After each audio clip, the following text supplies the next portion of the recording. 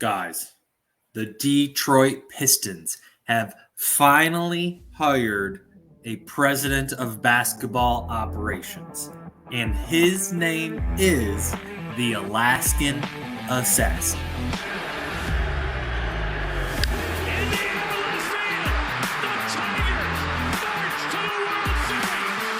There's the snap. Blitz comes. Mayfield back. Loads. Throws. Picked up by the Lions. Intercepted by the Lions. Intercepted by the Lions. Derek Barnes. Derek Barnes. Derek Barnes. Reggie Miller. And it's blocked again. What a block. Lead pass in for Larkin. In space for Raymond. And he scores! Lucas Raymond!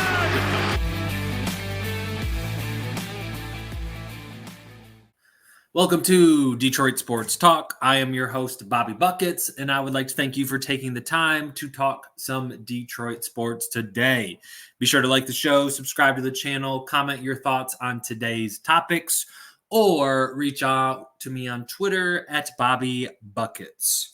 Happy Friday, everybody. We got something to celebrate this morning. The show got its first few comments last night from some devoted listeners.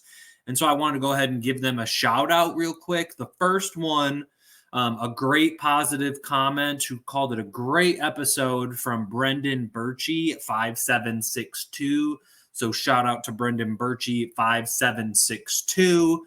And then we had another comment from William Harrison, IM5ZD, a very creative handle if you ask me. He says, shout out Torque for being dog water.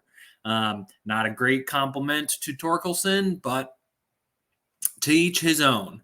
Lastly, we got a comment from Caleb Williams is my hero, who said, imagine being a fan of Detroit sports, LOL.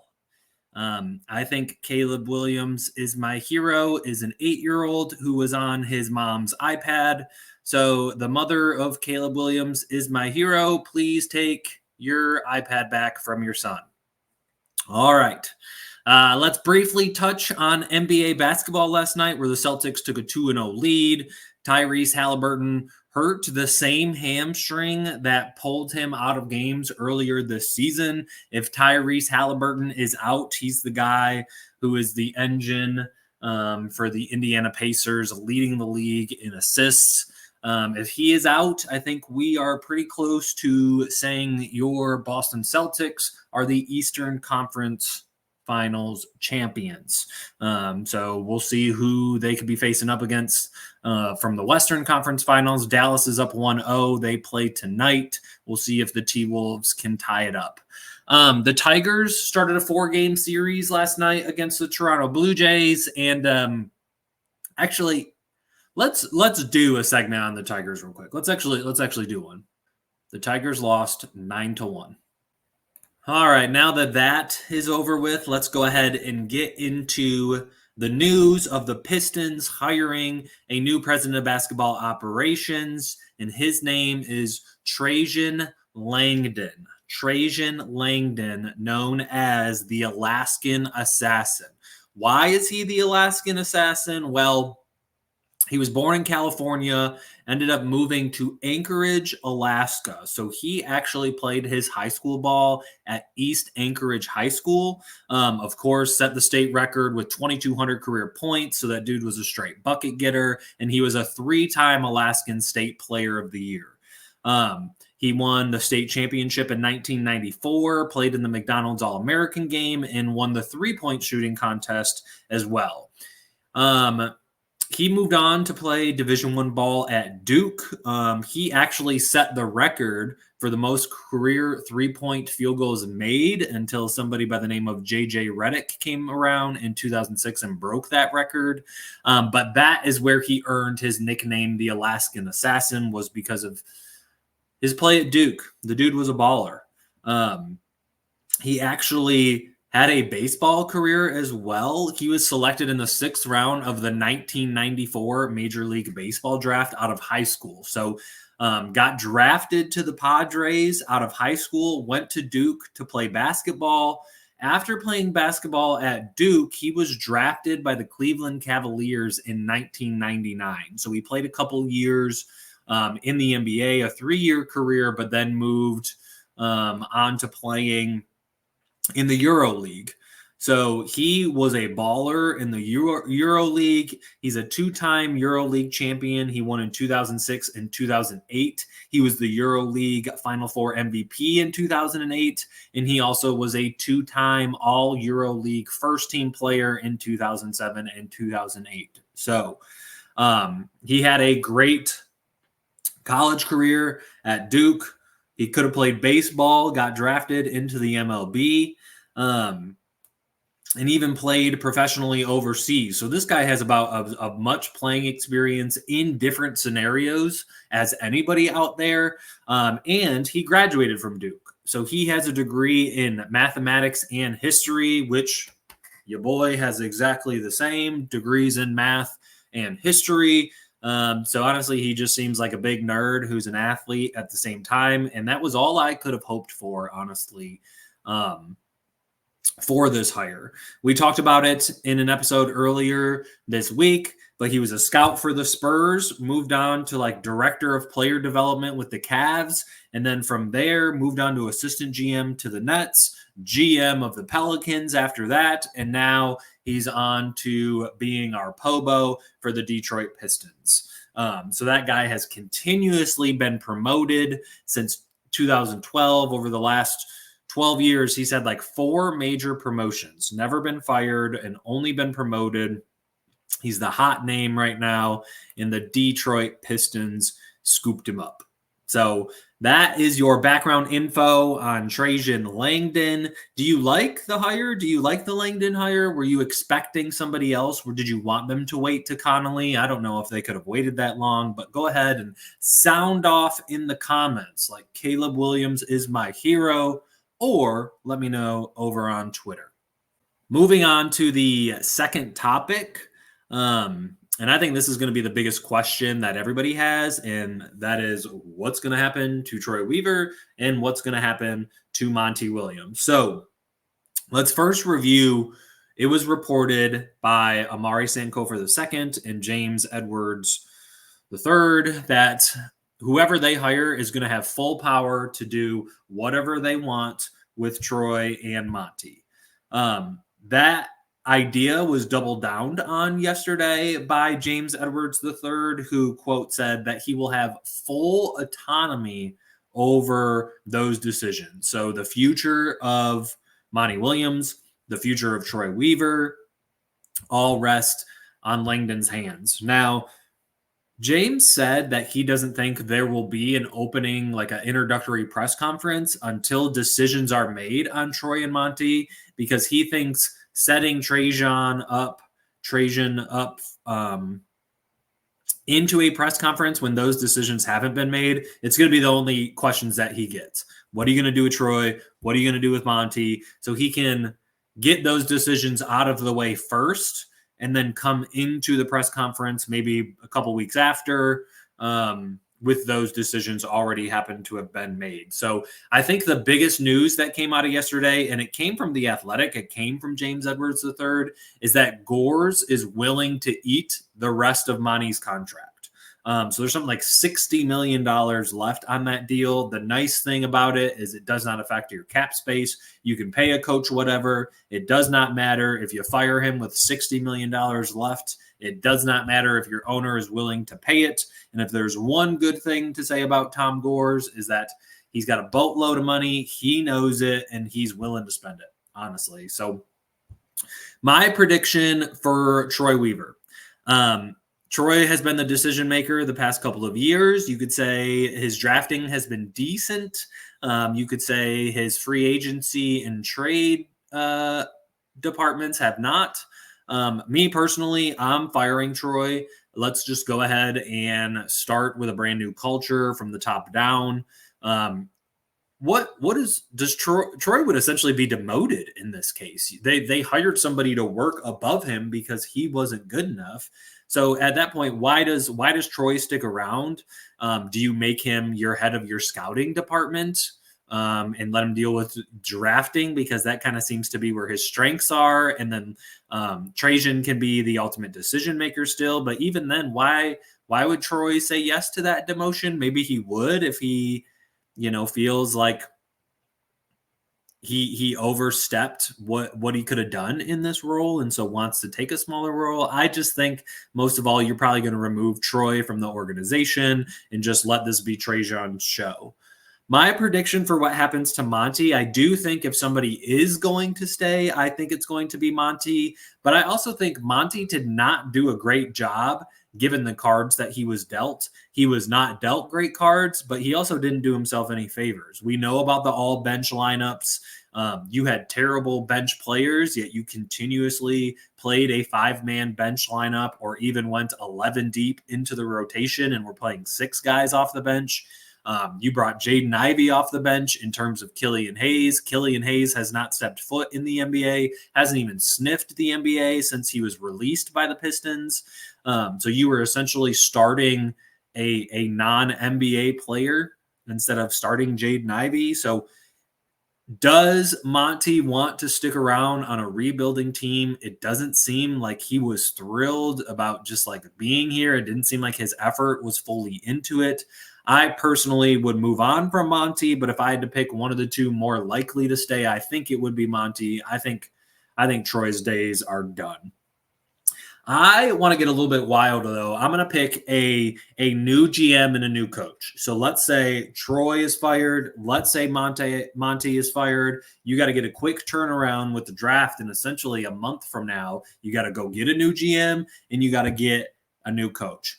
Here are my predictions.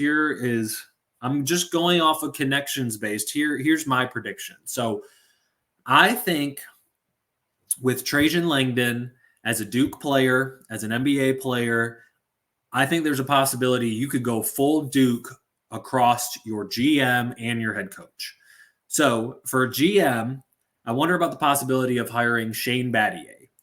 Shane Battier was teammates with Langdon at Duke in 1998, maybe other years as well. I looked up a picture and saw them checking in together in a play that was in 1998. So it's possible he played with him more, but they were already teammates at Duke in 1998.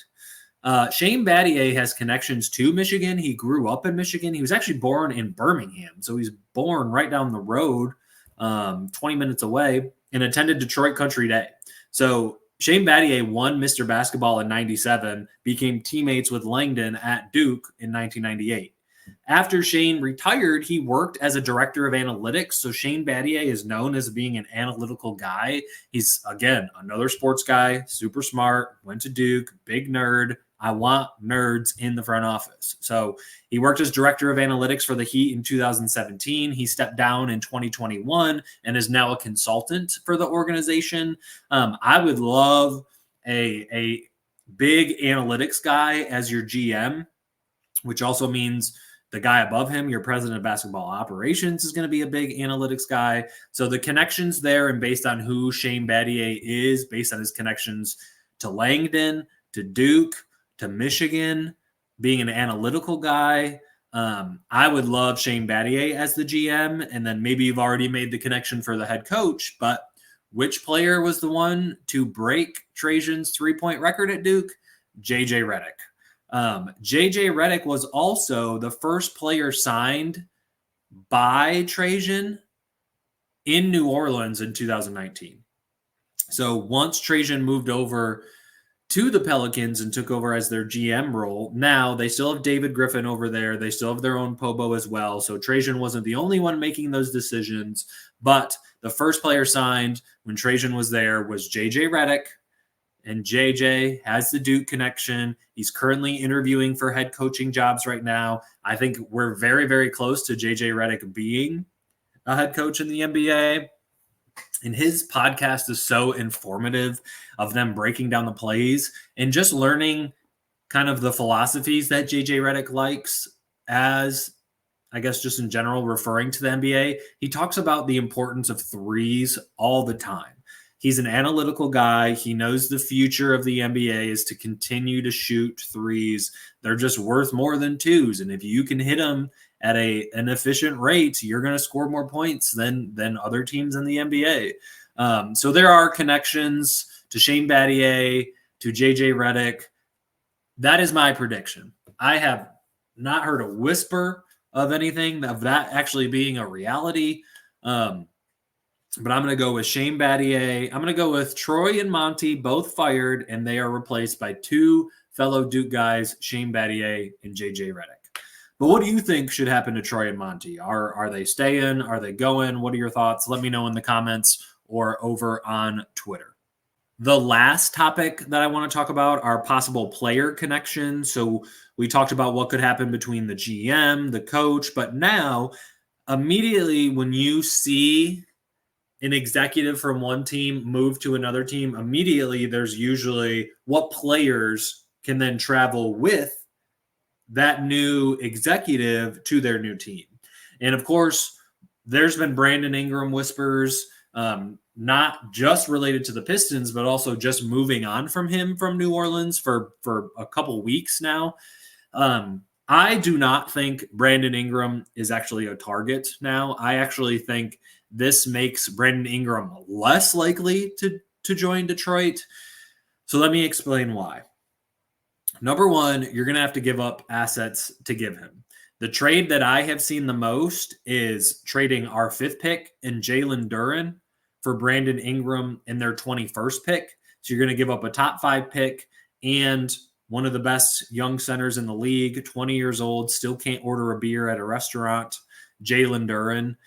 Two big assets that you could use moving forward. Maybe Trajan would rather have those, but you're giving up 2 assets. Now, you could also just not acquire Brandon Ingram, keep those assets, and let them continue to develop, and I think that's the route that they should go.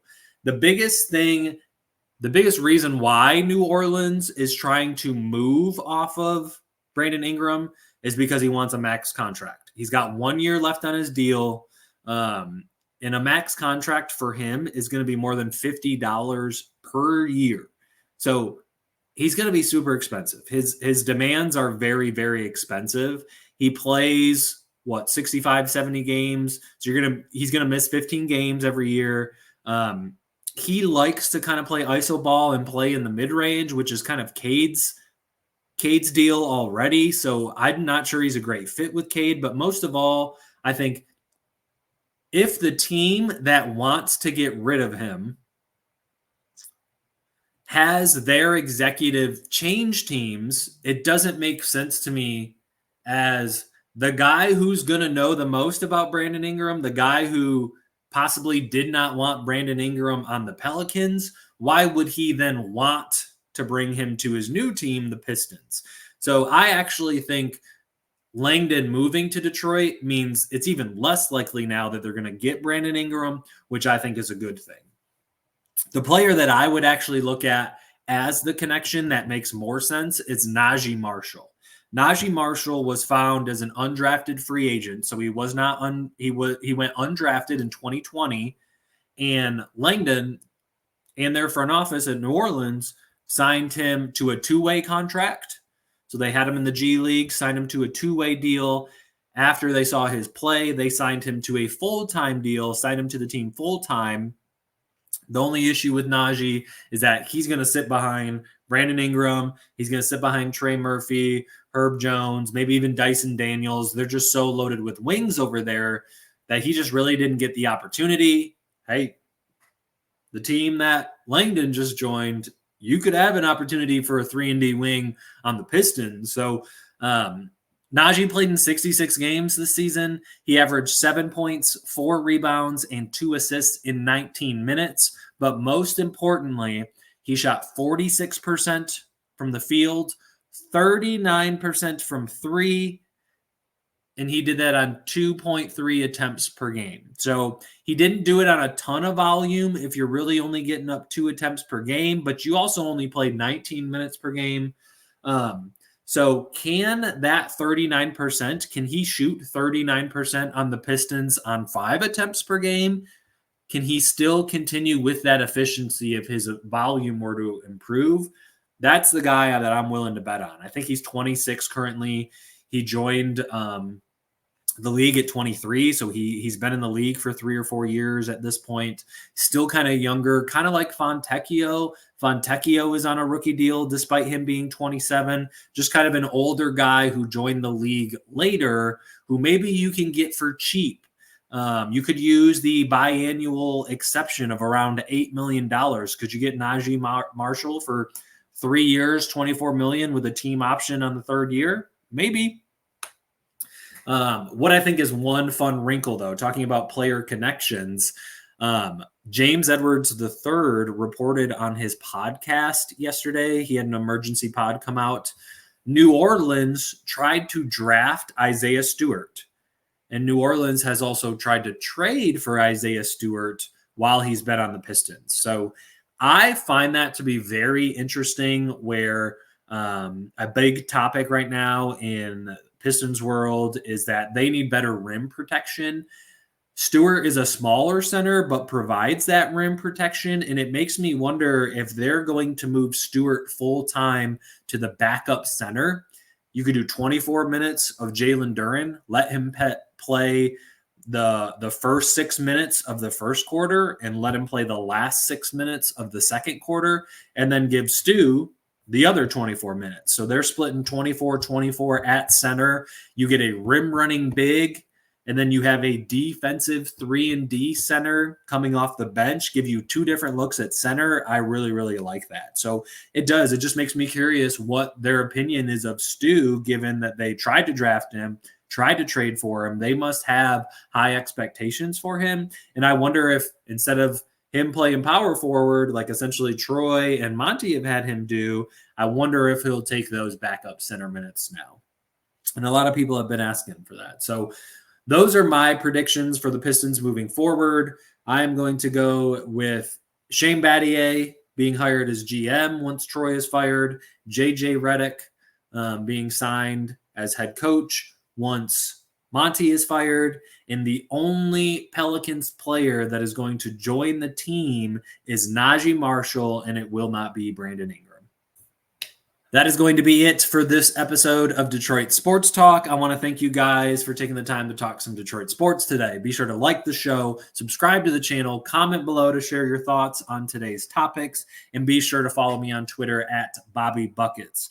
We will be back on Monday with some action of whatever happens over the weekend, whatever developments, news we get over the weekend. So thanks again for taking the time to tune in. I will see you guys on Monday for the next episode.